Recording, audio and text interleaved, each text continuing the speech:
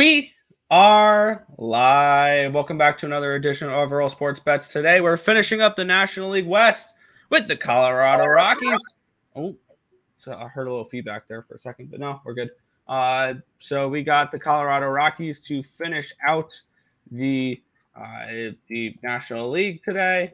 Let's take a look at what the Colorado Rockies did last year. They went 68-94. Finished last place in the National League West. They were 6 games behind the Diamondbacks for 4th. And they were 43 games behind the Los Angeles Dodgers last year. So definitely not a very good team last year, but let's see what they do this year. Obviously, this is generally a predictable team. So we'll get into it here. Additions / re-signings. Just not much here. Profar was their big off-season signing, ? Mike Moustakas, they signed to a minor league deal. Brad Hand, they re-signed. They got Connor Seabold in a trade with the Red Sox. Jose Urena, and they got Brent Suter from the Brewers, I want to say. So they did improve their bullpen a little bit with Seabold and Suter. But, I mean, they didn't really do much in the offseason. They lost Ty Blanche, Tim Lopes, and Garrett Hampson. A bunch of those were the top names I could find that they lost this offseason. So, overall, they may have slightly improved. They slightly improved the bullpen. But other than that, they really didn't do much for a team that won 68 games last year.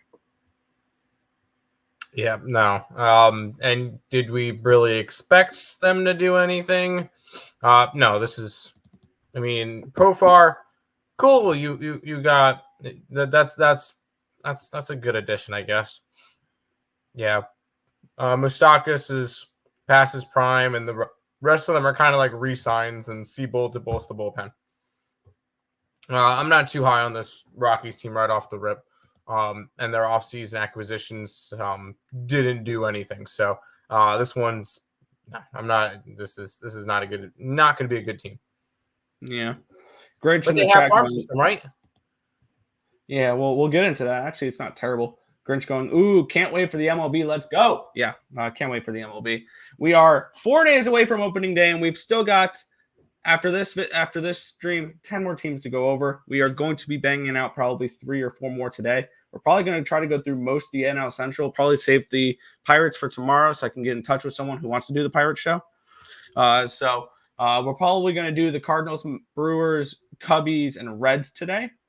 So we're going to be doing a lot of baseball talk today. And we'll continue into the farm system here of the Colorado Rockies. According to 1,500 prospects, they are ranked 13th. Their number 25 prospect will be in the starting lineup, according to Fangraphs, to start the year. And Esquiel Tovar, he was the number 25 prospect. He's going to be their shortstop. Zach Veen, outfielder, number 27 prospect, will be due up next year. And all the other guys are due up either next year or the year after. Del Amador, shortstop prospect, number 68, due up in 25. Drew Romo, catching prospect, number 84, due up in 2024. So it's really just going to be Tovar that we're going to see in the majors this year out of their top 100 prospects. So not a huge farm system here, Tim. For a team that's stuck for a while. They don't trade anybody. That's why they don't have any prospects. There's one guy that's coming up, and you said Tovar is going to be in the starting lineup? Tovar is going to be in the starting lineup, which we'll see on the next page here. Yeah, so absolutely nothing that I need to really talk about for this slide. Yeah. Now we take a look at the lineup, the rotation, and the bullpen. We're going to start the lineup here. Profar, Bryant, Blackman, Crone, McMahon, Diaz, Moustakas, Diaz, and Tovar. 2 Diaz's there. Their rotation, Marquez, Freeland, Urena, Gomber, and Feltner, my bad. And then their bullpen, they improved with Connor Seabold. Ty Blanche, I thought that was a subtraction. Apparently, he must have signed a minor league contract I just missed. Brent Suter, which was decent with the Brewers last year. Justin Lawrence, Brad Hand, Nelson Lamet, who they got from the Padres. Pierce Johnson, and Daniel Bard, which is a top 10 closer in baseball, in my opinion. Daniel Bard's probably the best arm they have in their entire pitching staff. This lineup is not bad. This is a lineup meant to hit at Coors Field. Profar can get on base. Bryant is going to love Coors Field if he can stay healthy. Charlie Blackman's been there for years. He loves hitting there. McMahon and Crone can hit a home run. So this is a team that's going to produce runs. This is a team where their offense can win them baseball games because we sure as hell know it's not going to be their pitching staff with Marquez, Freeland, Urania, Gomber, and Felton, which is just disgustingly bad. Actually, it's not as bad as we think. 2 top 100 pitchers, according to Fangraphs, with German Marquez being 84 and Kyle Freeland being 92 for starting pitchers this year. Are we really thinking Kyle Freeland's a good pitcher? No, I didn't say he was a good pitcher. I said he was a top 100 according to Fangraphs for starting pitching. Come on, Fangraphs. What are we doing? Yeah. But the bullpen is going to be interesting. Obviously, it's tough pitching in Coors Field. They only have one top 100 bullpen arm, and that is Daniel Bard as their closer, who is ranked number 8 according to Fangraphs. So this is a team that definitely overs.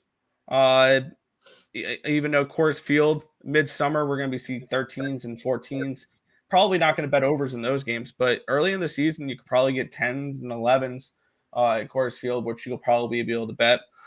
This is a team that will put up runs. I think their offense can win them games. Their pitching will lose them games. And this is a team that we're going to see high-scoring games with. They're going to be entertaining to watch because they're going to be all high-scoring.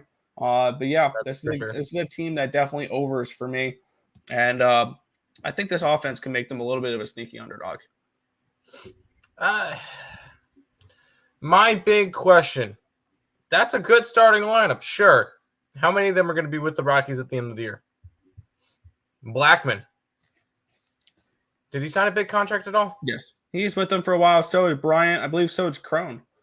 This is a core that's kind of staying together, though. That's the thing. Jeez. I don't see that. Also, Tim, McMahon will be gone. Also, Tim, this is the Colorado Rockies. They don't trade anybody. This is a team where at the trade deadline, they haven't traded anybody in years. Yeah, this team's going to suck. And it's mostly because of the pitching. I'm not high on this bullpen. This is going to be a heavy overs team, especially on the road. For the Rockies, I would want to go overs in the road because I feel like that's where they're going to let up a lot. Their lineup is all right. Chris Bryant has problems staying healthy. Blackman, I believe, is on his back part of his career. CJ Crone is going to be solid. I like CJ Crone. McMahon's going to be a solid piece. Profar, sure. The rotation. I think Urania could have potential. I think Marquez had a couple of good years, and that's it. Freeland had his contract year, and that's it.